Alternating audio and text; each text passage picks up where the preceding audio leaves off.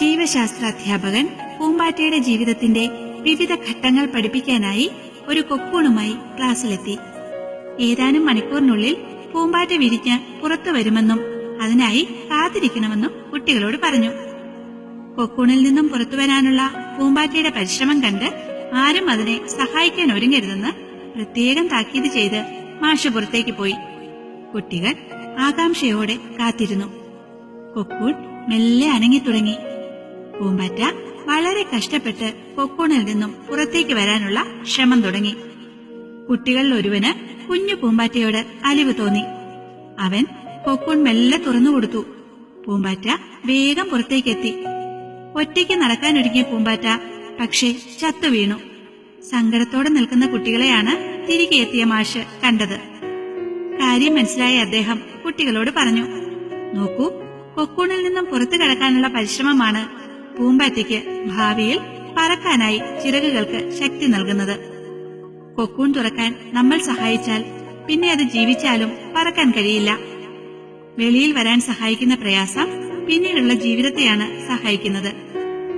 പൂമ്പാറ്റയ്ക്ക് മുന്നോട്ട് കുതിക്കാനുള്ള ഊർജം പകരുന്നത് പിരിഞ്ഞിറങ്ങുമ്പോഴുള്ള പ്രയാസമാണെങ്കിൽ, പക്ഷികളുടെ ശരീരത്തിൽ ചിറകൊരു ഭാരമാണെങ്കിലും ആ ചിറകാണ് അവയെ പറക്കാൻ സഹായിക്കുന്നത്. ഭാരങ്ങളും തോൽവികളും നമ്മയും മുന്നോട്ട് തന്നെയാണ് കൊണ്ടുപോയിട്ടുള്ളത്.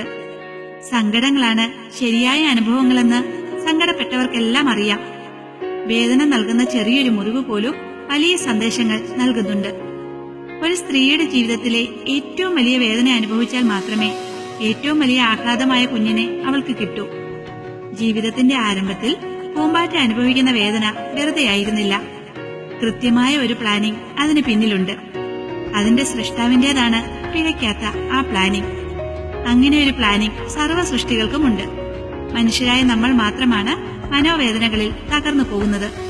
പലവട്ടം ഓടിയിട്ടും എലിയെ പിടിക്കാൻ കഴിയാത്ത സങ്കടത്തിൽ ഒരു പൂച്ചയും ആത്മഹത്യ ചെയ്തത് നമ്മൾ കണ്ടിട്ടില്ല.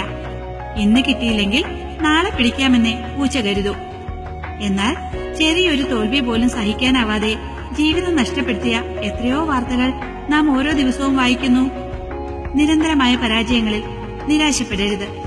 കാരണം താക്കോൽ കൂട്ടത്തിലെ അവസാന താക്കോൽ കൊണ്ടാകും ചിലപ്പോൾ ഒരു താഴെ തുറക്കാൻ കഴിയുക. പരിശ്രമിച്ചുകൊണ്ടിരിക്കുക, വിജയിക്കുക തന്നെ ചെയ്യും.